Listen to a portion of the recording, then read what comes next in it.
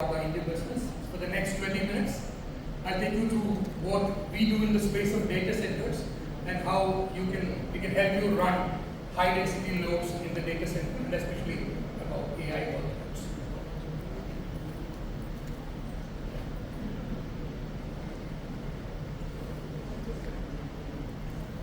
There's no signal.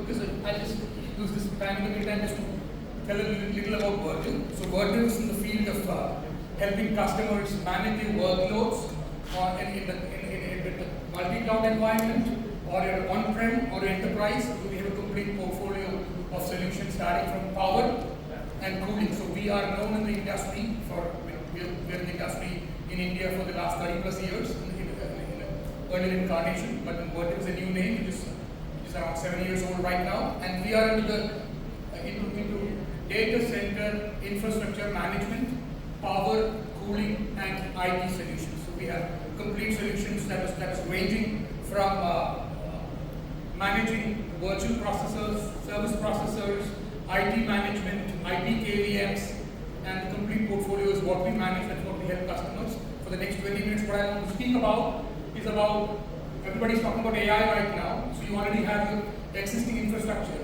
which you have already built over the last several years.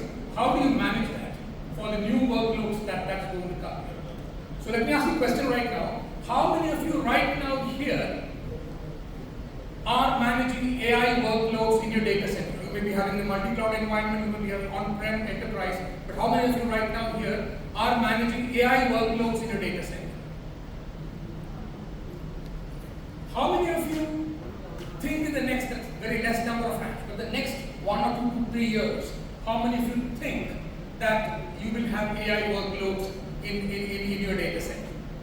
So that's more number of hands. So that's exactly the space that we operate in, and we help customers retrofit their existing infrastructure and also help new build infrastructure so that you can actually manage your workloads in a better way. And 22% of data center workloads, as per an Omdia and Dell Oro research, in the next 4 years, 22% of workloads in data center will be AI workloads. So that's what research talks about.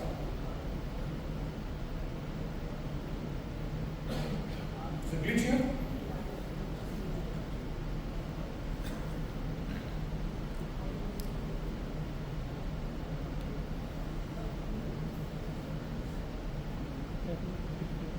The world depends on data we power and cool. From a simple swipe to life-changing medicines, from push notifications to generative AI. Where there's data, there's Vertiv, powering its potential.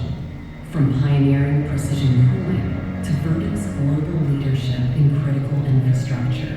From the era of mainframe to the dawn of virtualization. From your data center to the cloud, Vertiv has been powering and cooling data's potential for over 5 decades. And the more data created, the more Vertiv technology is needed. From supercomputers powering artificial intelligence to modular data centers enabling fast-track deployment, we're powering the potential for tomorrow's breakthroughs. Vertiv's scale and innovation is accelerating the industry. From empowering what data needs now to cooling where data goes next. As AI heats up, leading chipmakers turn to us to keep them cool. What's next? A sustainable digital future enabled by Vertiv. Join us at the edge of innovation, supercharging data's next move. Because the best way to predict the future is to power it.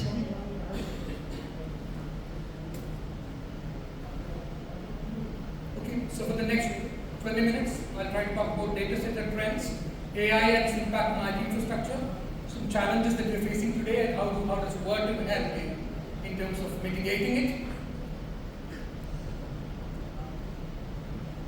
So what we did a research, and this is what our internal research says, the next 3 big trends that we see is the new builds and retrofits. You've already got infrastructure, how do you make it high performance computing and AI ready, and everybody here is raised at hand.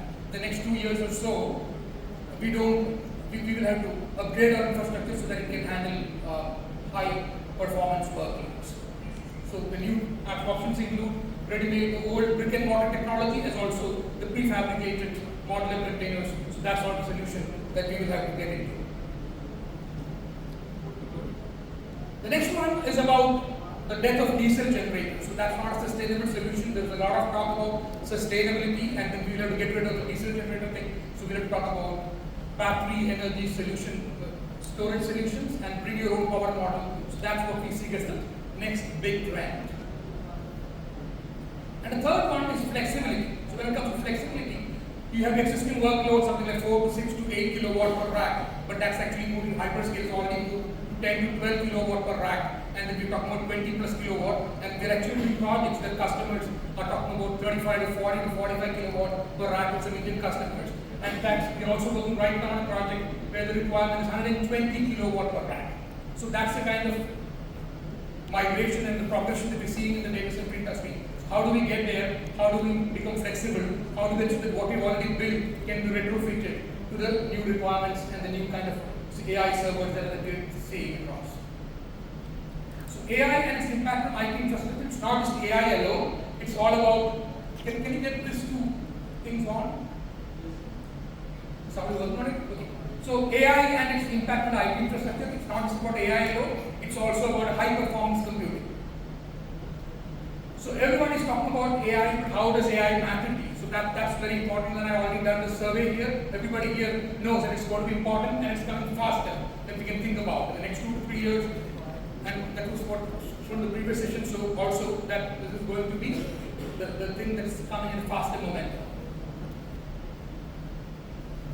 So AI is here and it is here to stay. It will transform our life, it will transform our business, and in our case, it will transform the infrastructure that you currently have. So we transform the infrastructure, and that's exactly the space that we play. So from Satya Nadella to Google to Sundar Pichai, they're all talking about how AI is going to change, how it's going to contribute to the world GDP in terms of the overall number and also percentage points.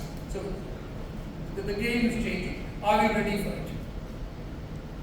So there are use cases of AI right now in consumer research, in conversion rate increases, in biopharma, in research and timeline reduction, and insurance and customer service cost optimization. So every industry they're talking about. I was just with a customer, an Indian very famous FMCG customer a few days ago, and then we were talking about 300 SKUs, 300 products, and so many number of SKUs. How do you manage all that? So that's one of the biggest challenges, and they are actually looking at AI workloads right now on the data center to deal with these challenges.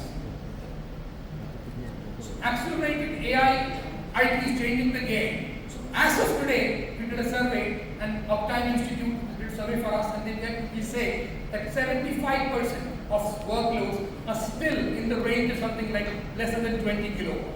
So your rack, 20 kilowatt IT load is what is currently having, but then right now, 25% of the load is more than 20 kilowatt. But IT managers agree that this adoption is becoming much faster. The adoption is going to be in the range of 16%. That is what rapidly increasing is what customers in the colo and the cloud sector are telling us. Colo sectors are telling us 30%, and enterprise customers are telling us 20%. 20% believe that it's going to rapidly increase. The cloud, the AI adoption is going to rapidly increase. So rack density is increasing. So what we're telling right now is we are in the range of around 6 to 10 kilowatt right now, but it's going to go 3x. 3x is for hyperscale colo providers, 5x for the co-location service providers, and 5.3x, 5x, and 5.3x. Talking about 6 to 8 kilowatt in terms of that's going to take 40 kilowatt per rack. And it's going to bring in huge challenges, huge complexity, both on the power side, cooling side, IT management, and including the civil structure itself. And we'll talk about that. So when we talk about AI, these are the kind of challenges that's in front of us. standards and certainty. I'll just give you one simple example. Everybody is a plumber. Everyone in the data set is a plumber. What I'm trying to tell you is we are right now doing liquid cooling, wherein the chip is cooled by liquid which goes right up to the chip. And there's pipeline, there's water, there is manifold, there is solution, there is dielectric, and all that is going up to the chip to cool it. The chip gets cooled and it like sweats, and then you remove the sweat, it gets coolant distribution, it comes back to chip again. So IT managers who were all along the facility guy is going to manage the cooling and power will actually have to now get into, because facility and IT, the blur is now reducing, it's thinning. And then finally, we have got cooling straight direct to the chip, which is what liquid cooling is. So these are the kind of challenges. So IT and facility can't be separate now, they will have to be merged. So high density of racks becomes a lot of complexities. So I'm not into the details of it, but what I want to tell is, for example, this simple rack, which, for example, if you take one GPU server, which is around, I was reading this, DGX 100 of NVIDIA, is 130 kgs. Okay, so you just put 7 of those servers, and it's all its paraphernalia in terms of network and storage and other stuff that goes into it. This one single rack is going to be 1 ton. Okay, and that's approximately one DGX is around 11 or 12 kilowatt. That means you put 7 of them, 80 kilowatt. But you can't put more than that because the physical limit to which a rack can be loaded. We do have racks we can go up to 1500 kilograms per meter square. That's what we have racks. But then it's a civil structure. Is a civil structure ready to take care of such kind of loads at high density? So these are the new challenges which AI and high density is bringing to us.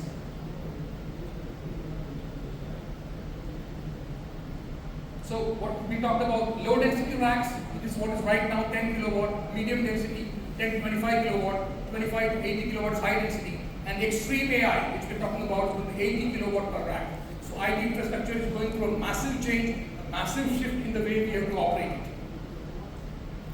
So that's where we play into. So we will help you with the right cooling technology. So we have all kinds of technologies, starting from perimeter cooling, which is air cooling. But air cooling has got limits. So you cannot cool a rack beyond maybe 20 or 25 kilowatt, beyond that with air cooling. So we do what is known as the perimeter cooling, the row-based containment, the passive rear door. So passive rear door is picking up in India in a big way, and the active rear door, which means you actually pass liquid and then you cool the air. But finally what goes in the chips is actually the air itself. So it's rear door heat exchanger. So that's the solution that we have. And the next one is direct to chip. So till here, what you see is air is what is going to the chip. But the next level is direct to chip, wherein we're talking about to the chip we actually pass liquid and then cool the chip and take out all the heat flow like sweat that comes on your forehead, and then recirculate it back to the chip again. We've actually done projects in India right now with some customers, mainly in the government sector, wherein there are such kind of high density loads, and we use this. And the next one is immersion cooling. So immersion cooling, so people who are in the gaming industry have known it for long. NVIDIA's G4s and those kind of servers, the gaming, they used to have already liquid cooling was there on desktops 20 years ago, 25 years ago, 30 years ago. But today, from desktop, it is actually coming to the server room and it's reality. And the next one is immersion cooling. We've done projects with customers in India wherein actually servers are dipped in dielectric liquids so that they can get cooled, and there's a complete portfolio of products that we have for immersion cooling, where it's not just passing liquid to the chip, but actually dipping servers, the full server, in the non-conductive dielectric liquid. So industry expects liquid cooling to overtake air cooling in the next few years, and this is a big trend that's happening. In the next 4 to 6 years, what I'm seeing here is what Uptime is telling us. 50% of customers believe that they will have liquid cooling in their workspace, in their data center. So this is a reality, and already it's happening. And also liquid cooling has a lot of advantages. The heat absorption is much better. So 95% is heat removal, heat recovery efficiency for liquid cooling, and 40% is lower power consumption. And it's also good to the environment, because liquid cooling, as per NXP's research, liquid cooling gets saving something $2 million per year on 10,000 servers. $2 million of money in terms of savings, plus also it reduces 17 million pounds of carbon dioxide. So there's a lot of talk about COP and green hydrogen, and by 2047 Bharat wants to become net zero emission and all that. So these kind of solutions will actually help, because the data growth is anyway happening. So there is something that you cannot do anything about it. But how do you contain, how do you be sustainable, how do you be green? So the liquid cooling actually helps you in achieving that. So these are the kind of products that we right now have. So all of you will be knowing this. So these are the servers from various manufacturers, NVIDIA, Dell, Lenovo that we support, which will give you off-the-shelf air cooling. But then as they migrate to liquid cooling, this is what HP, Dell, Lenovo and Supermicro, they all have these kind of products which are actually liquid cooling. But these are not immersion cooling ready. These are direct to chip, which means the liquid goes to the chip, cools the chips and comes back, but there's no direct contact. But immersion is actually the server is in the liquid itself, and these are not right now ready for that, except I think Dell. Then we have done a project where it's actually immersed in the entire liquid. So future proofing of a data center, you right now have air cooling, but it has got limits. You already have your servers, you're going to replace them over a period of the next 3 to 4 years. How do you do that? We actually help you by getting what is known as RDHX, which is rare low heat exchanger, which is behind the cabinet. So you have the rare low heat exchanger right behind the server, which will pass liquid, and then you can cool the entire cabinet and can keep the entire servers cooler. And the beauty of this is that you can elevate your water temperature. So when it's air cooling, you need to do the inlet in the air is 20 degrees, the outlet is 30 degrees. But when you do RDH, rear door heat exchanging and manifolds, what you can actually do is you can pass liquid at higher temperatures, which means you can actually pass liquid at 40 degrees Celsius the inlet is required, and 48 degrees Celsius, 50 degrees Celsius is what the outlet is. So that means you are cooling, you can elevate the temperature at which you operate, and when you elevate the temperature, the natural consequence of that is energy efficiency. So that's why it's 95% more energy efficient. So it's not just cooling that we deal with, we also help you look at the entire thermal chain and your power chain. So the current power chain that is there in a data center, starting from the grid to the chip, is not probably ready enough to take care of the new workload. So how do you retrofit them? How do you change that? So we help you in terms of higher ampere bus day, remote panels, rack PDU. So from grid to the chip, that's what the power side is, and from the chip to the atmosphere. So that's what we are in. From the grid to the chip, the power part of it, and from the chip to the atmosphere, the cooling part of it, that's what we play, and that's what we help customers. So AI is expected to accelerate energy consumption. So what they tell is 460 trillion watt hours, terawatt hours. Tera is 10 to the power of 12. So data centers currently globally use around 2.7 to 2.8%. Take 1 or 2% here and there, maybe 0.1% here and there. That's what the total wattage consumption, terawatt hour consumption of data centers globally is. And as per the Department of Energy in the United States, 10% of global power usage by 2030 is going to be data centers. Whether it is multi-cloud environment, on-prem enterprise, for the 180 zettabytes of data sphere that IDC is talking about, to manage all that. That's only by 2026. By 2030, it's going to be maybe 3 times of that. So from 460 terawatt hours to something like 1200 terawatt hours in higher forecast, 800 terawatt hours for the data center power usage. And that's huge. So how do we manage that? Plus there are restrictions. So when it comes to countries like Singapore, etc., they're not allowing more data centers to come up. It's not sustainable. But luckily in India, we don't have that kind of restrictions and protections policies. So a lot of data centers by global players and our own players will be set up in this country.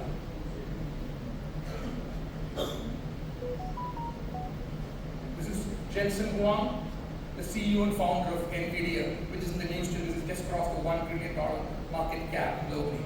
And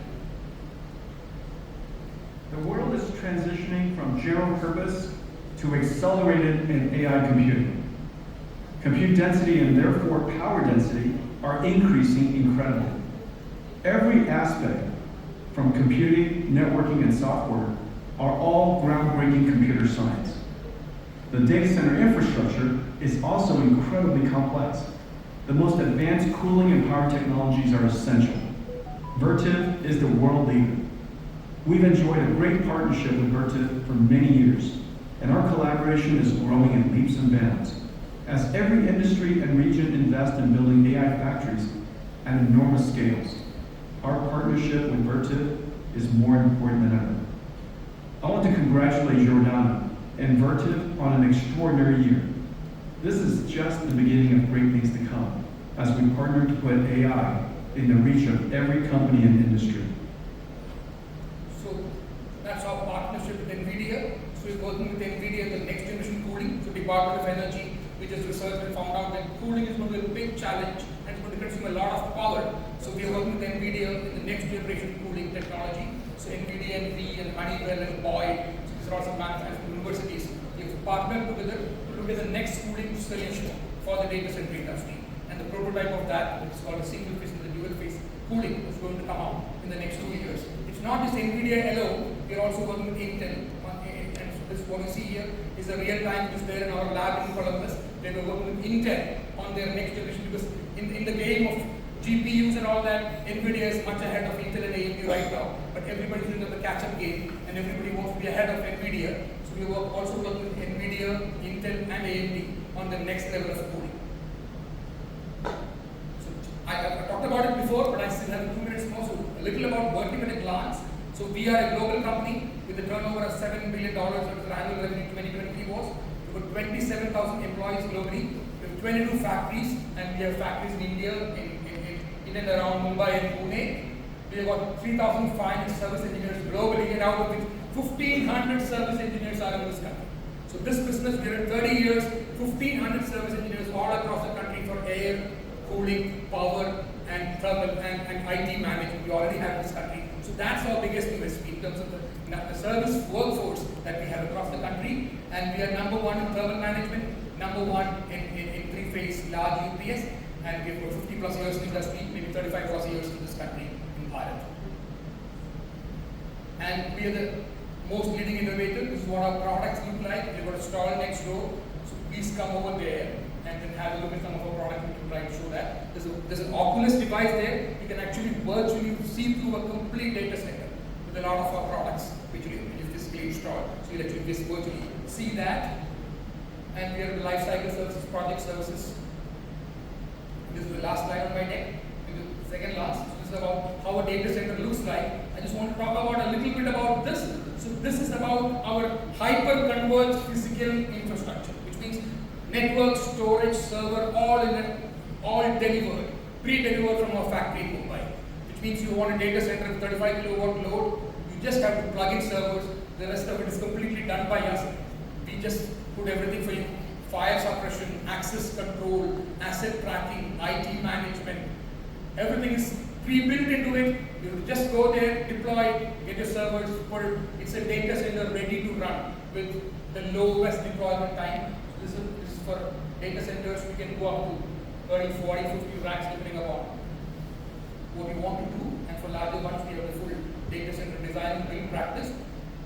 And I want to end up saying that if you're coming over to Mumbai, these are our factories in Mumbai. In Pune, Chakan is a brand new factory, completely for cooling. And Ambernath is a factory for building power solutions. We have globally, just in India alone, we have a large presence. And that's what a little bit about Vertiv. And that's it. Thank you very much.